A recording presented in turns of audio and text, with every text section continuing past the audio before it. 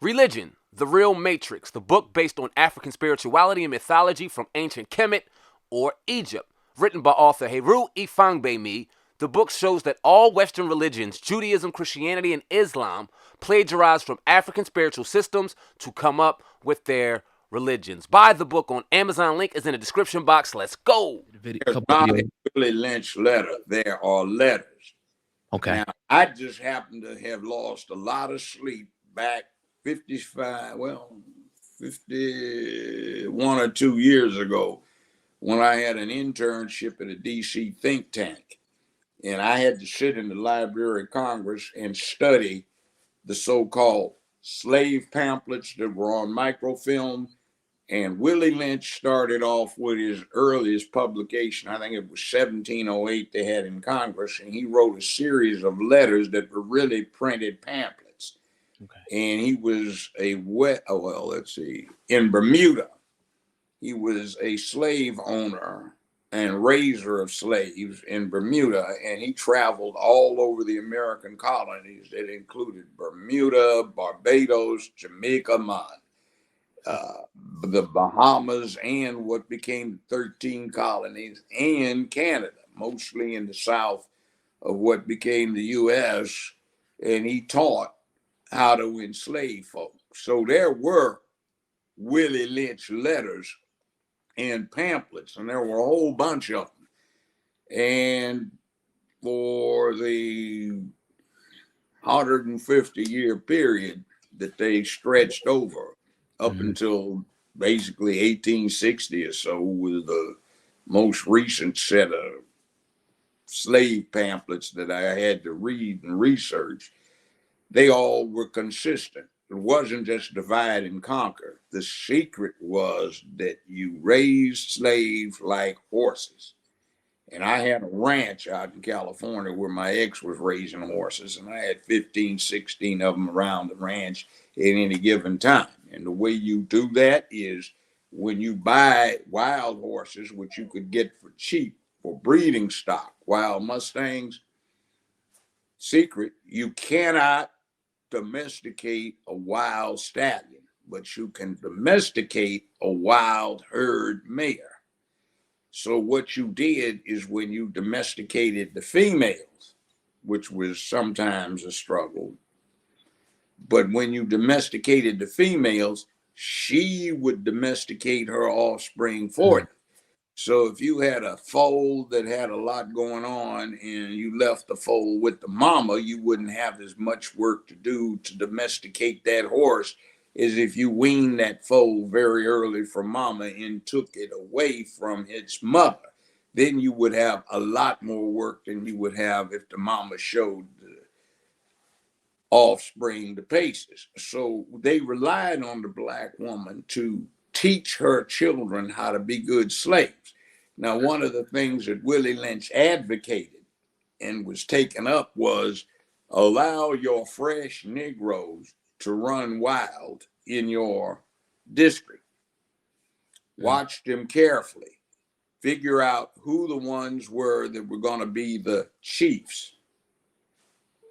Get the leader, get his assistant, pick out which one you were going to use to breed with, and then strip the other one naked, torture that one, have him sodomized by a freak in front of all the children and the women and the rest of the slaves. And the slave women would no longer look to their men for protection. So you just killed one of them and used the other one after you crippled him for breeding. And that way you would have the slave women exercise their selfishness to become grandmothers, which seems to have been a thing then. So they would raise their boys and girls to be good slaves so they would survive that long. And that was one of the secrets to slavery. Never deal with a mature or elderly slave male. Always deal with the elderly, mature slave females. Now, where did the men go wrong? Well, you had all of this territory from what was the eastern seaboard all the way to the Pacific Ocean, and a lot of Native Americans out there that black folk could have escaped and allied with, and it would have altered the entire history of the country. Something like what they did down in Florida with the Seminole Indians. You had the 5 civilized tribes: Choctaw, Chickasaw, Cherokee, Creek, and Seminole. And we could have done that, but the black men apparently didn't, not enough of them wanted to be warriors, and then a great deal of the reason why was you didn't catch too many warriors and make slaves out of them, though you did, and they tended to cause a lot of trouble when they got brought over here. Now, the slave trade, in terms of importing slaves, ended, I think it was 1807, by the Constitution. So you've got a problem with how they bred slaves. One of the most insidious things that I read, by the way, was this. Willie Lynch, not so much because it was very early, but later on, the slave masters were instructed to go in with their fellow slave owners and buy a stud. Now, there was a peculiar attribute they wanted this stud to have. They also wanted him to make a good preacher. So make the stud the preacher and allow slave marriage. So the slave male would find out that when his female wife, well, his wife was believed to be in heat, the slave masters would bring over the stud preacher to sleep with his wife, often on his pallet in his hovel. Wow. And that would do what now would be called demoralizing him. And the slave masters were told to attend the services regularly, not so much to eavesdrop on what the slaves were up to, but to watch this. And this was in those pamphlets over and over. When one of the slave women got happy and got to shouting and rolling on the floor and thrashing around, now they call it getting the spirit. They did then too. That meant that they were coming into estrus or were going to be fertile within 3 days. So make sure that the slave preacher would have sex with her so you could increase your livestock and your workforce. So, I mean, it was all kinds of insidious stuff. And then that carries over into now. I used to represent the Black Baptist Ministers Alliance, 35 some years ago around here. And I remember attending a seminar they were having on life insurance for the preachers. And this guy was saying that their actuarial table showed that black preachers tended to preach for about 50 years before they retired, assuming good health. So all of a sudden it clicked in my mind. This was back in the 80s. I said, oh man, wow. It's 1860 and they've got a 20-something-year-old black preacher who's a slave preacher. The Civil War hadn't started. He's been screwing all of the babes in the church. And he's going to preach from 1860 to 1910. When the preacher takes over from him in 1910, assuming one of these old Southern black churches, he's going to do the same thing that his daddy did, in this case, his predecessor. He's going to screw all of the women, and the grandmothers and great mothers of the church are going to be used to it. And this dude is going to be preaching from 1910 to 1960. So in 1980, the preacher that took over in 1960 would still have another 30 years to preach. And he would be in the position of being the grandson, effectively, of the slave preacher. And grandson's doing what dad did, what granddad did, and that screw all the chicks in the church. And when you see you see it once your eyes get open. It's like we know about germs, right? So if you're in somebody's restaurant, the floor looks clean and some food drops on the floor, I mean, maybe you want to go for the 5-second rule, but most of us will just throw it away. But some people, oh, that's clean floor, let's eat it. No, there are germs down there. See, when you know what the germs are and you have an idea, you can see stuff that other folk don't see. And yeah, we have these slave pamphlets, and yeah, there was a Willie Lynch, and it was more than a letter. It was a whole bunch of them. I went through about 25 of his pamphlets. See, he sold these things, and they brought him around the British colonies to give lectures on how to raise slaves for fun and profit. Goodness gracious. To kind of evolve and talk about today's level of slavery within the music industry in particular. Oh, yeah.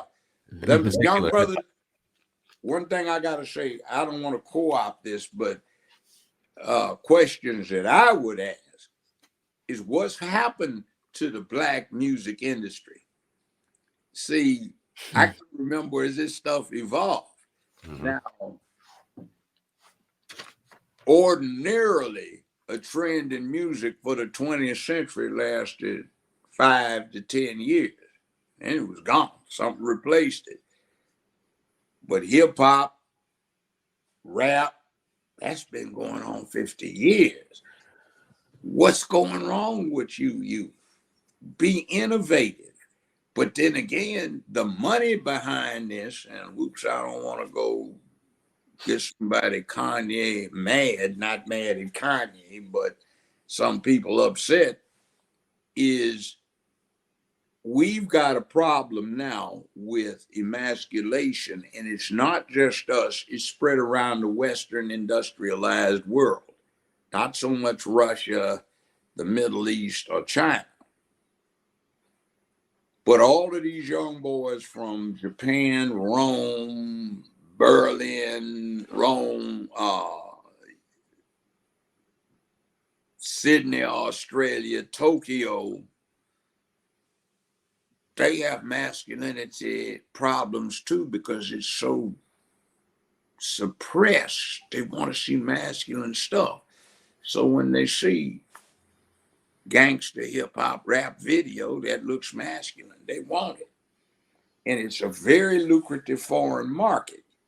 And you can go to Berlin, Moscow, Sydney, Tokyo, and you can see how popular American rap or hip hop is over in these other places. And it sells well, but they don't dance too well. They still do that jump up and down techno lame stuff, but they don't want things to change. So the people that run the finance don't want the music to change, and they dispense the patronage, the distribution, the advertisement, and that kind of thing to those that they can use in an international market where there is very large money.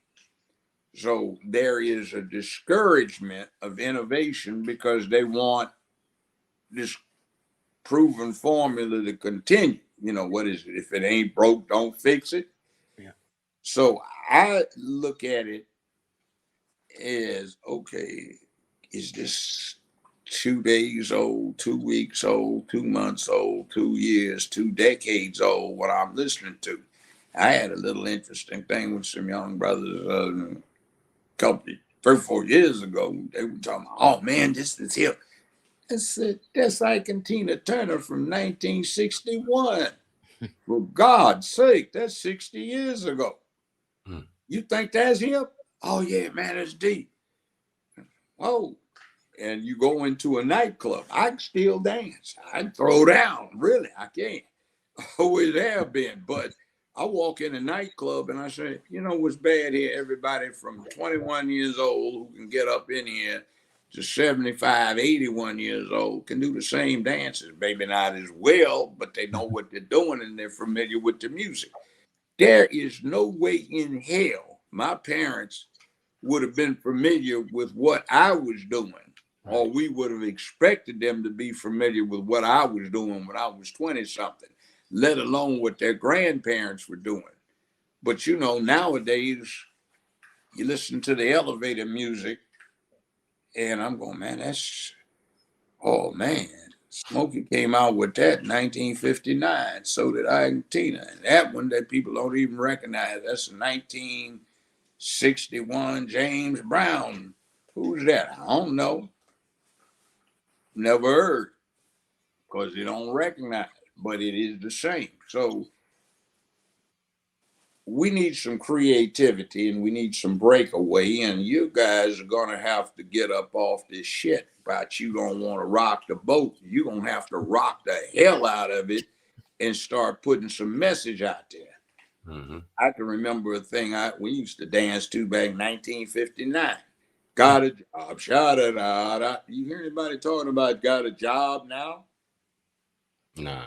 Except pimping and selling, moving grams and got hoes running. Yeah, for sure.